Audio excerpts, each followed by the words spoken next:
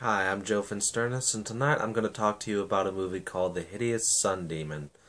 So, this movie follows a man named Gill, which I think is in reference to the creature from the Black Lagoon, or the Gill Man, which the monster of the movie seems to derive a lot of influence from.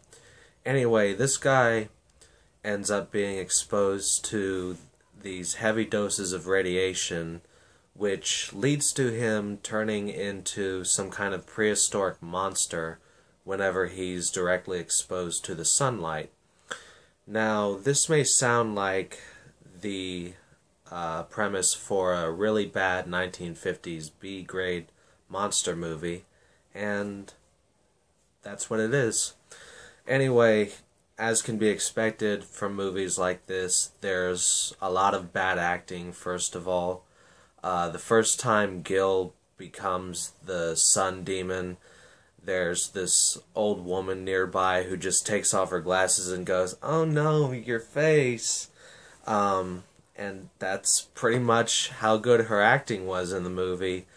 There's also a point where this detective is talking about how they're going to catch this guy soon because, naturally, rampaging sun monster is going to get in trouble with the police. And as he's talking about, he's just kind of stretching in his chair, relaxing, like, yeah, I've seen crazier stuff like this before on the job. And there are a lot of stupid moments like that, too.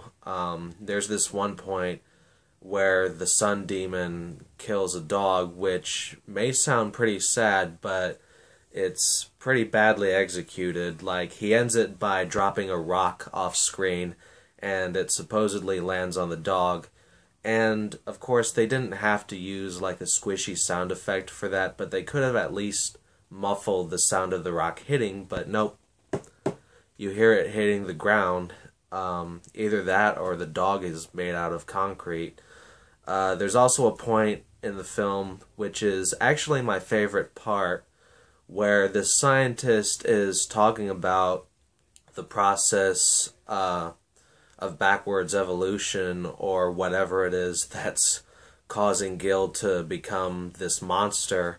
He's showing this slideshow of other creatures that have been affected by the same type of radiation. And at one point, he shows this slide, which is a pretty obvious close-up of a tarantula.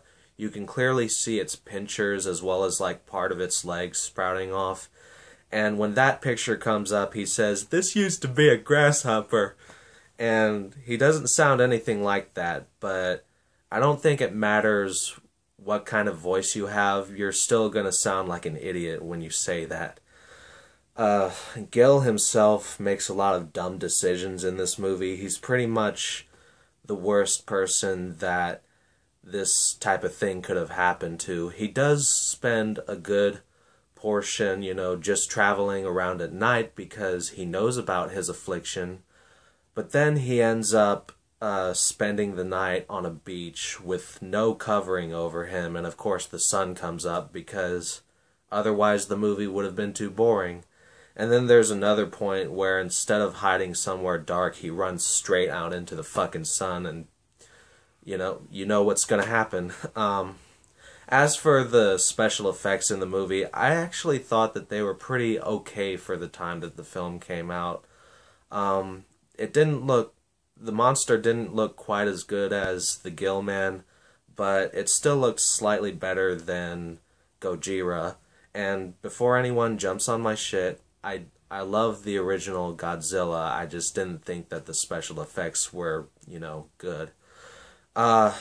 Now this movie came recommended to me by a friend that I know from online, and literally the only thing that he said while recommending it was that there is a crazy hot chick in the movie, and to say the least, she is very easy on the eyes, and she does make the movie a little more bearable, but this is another case where I never knew before that this movie existed. I probably would have never known about it had my friend not brought it to my attention.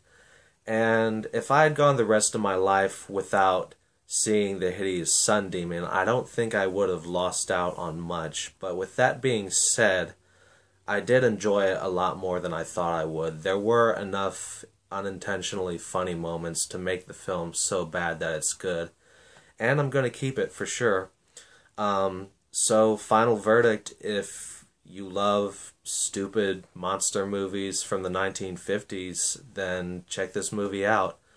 I also found out that there's another movie called Revenge of the Sun Demon, which had me thinking, was this really successful enough to have a sequel? But I found out that it's the same movie that's been redubbed, and it's supposed to be more of a comedy, in which apparently this affliction was caused by some new brand of suntan lotion. And it sounds like it might be awful, but at the same time, it sounds like it has the potential to be hilarious. So I've got it on my wish list right now, and I will most likely be reviewing that sometime in the future. Anyway, that's all I've got to say about this movie. I hope y'all have a good one.